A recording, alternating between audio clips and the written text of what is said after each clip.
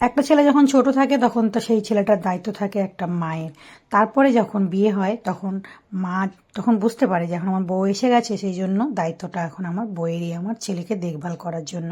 তাহলে সেই বউয়ের তখন কর্তব্য, তখন আমি বলবো যে বিশেষ করে যে স্বামী যখন ডিউটি যায় তখন বিশেষ করে তার সামনে এগিয়ে গিয়ে তার কী কী লাগবে না লাগবে তাকে সেই জোগাড়টা দেওয়া। তারপরে যখন সে বেরিয়ে যাবে তার সামনে মানে পেছন দিকে একটু বাইরে বেরোনো গেটের সামনে, তারপরে যখন সে চলে যাবে তাকে একটু টাটা বাই বাই একটু কিছু বলা। তাতে কি হয় স্বামী যে না, আমাকে যতই কাজ থাকুক আমাকে কিন্তু যথেষ্ট পরিমাণে আমার বউ আমাকে দেখভাল করে।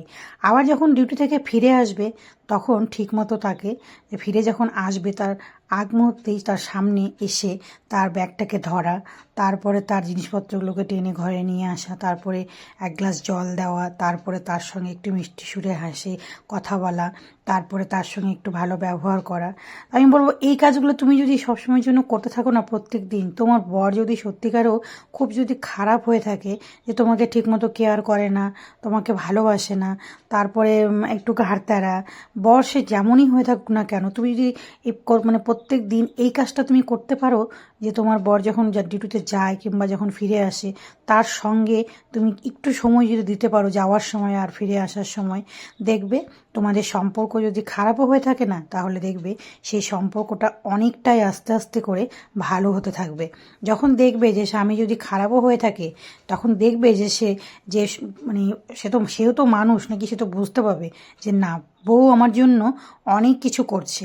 আমি যখন যাচ্ছি তখন আমার কেয়ার করছে, যাওয়ার আগ মুহূর্তে আবার যখন আমি ফিরে আসছি তখন আমি হাসি মুখে বউকে দেখতে পাচ্ছি। সে বউ তো জানি যে সারাদিনে অনেক কাজ করেছে, বাড়িতে অনেক ঝামেলা পড়েছে, কিন্তু তবুও আমি আসার সঙ্গে সঙ্গে আমাকে হাসি মুখে আমাকে সব কিছু আমার কাজগুলো করে দিচ্ছে, আমাকে হাসি মুখে খেতে দিচ্ছে, আমার সঙ্গে একটু ভালো করে কথা বলছে। তাহলে দেখবে যে তোমার স্বামী স্ত্রীর মধ্যে যদি ঝগড়া সবসময়ের জন্য মনোমালিন্য হতে থাকে, তোমাকে স্বামী তোমার ঠিকমতো তোমার কিছুই করছে না, দেখবে তুমি, আমি বলছি এটা তুমি মানে ট্রাই করে দেখো। যারা যাদের স্বামী এরকম ব্যবহার করে যে তোমাকে একদমই পাত্তা দেয় না, এই কাজটা তুমি কন্টিনিউ দেখো, 1-2 মাস করে দেখো, সত্যি বললাম এটা একটা ওষুধের মতো কাজ লাগবে। তো তুমি সত্যি বলছি যে স্বামী স্ত্রীর মধ্যে মিল একদম না থাকে, এই কাজটা যদি করতে পারো স্বামীর জন্য প্রত্যেকটা দিন, দেখবে আস্তে আস্তে করে স্বামী যখন নিজের মানে ভুলটা সে কিন্তু নিজে বুঝতে পারবে। তারপরে দেখবে যে না, আমার বউ আমাকে যথেষ্ট পরিমাণে খেয়াল রাখছে, আমাকে যথেষ্ট পরিমাণে ভালোবাসে, তাকে এরকম করে অবহেলা করা উচিত না। তোমার বর দেখবে আস্তে আস্তে করে তোমাকে ভালোবাসতে শুরু করবে, তোমার কেয়ার নিতে শুরু করবে। একটু হলেও আমার এই বুদ্ধিটা একটু ট্রাই করে দেখবে। যাদের স্বামীরা এরকম ধরনের রয়েছে তাদের জন্য এই ভিডিওটা আজকে আমার। যদি ভালো লেগে থাকে অবশ্যই শেয়ার করবে। আর তোমরা সবাই ভালো থাকবে। টাটা।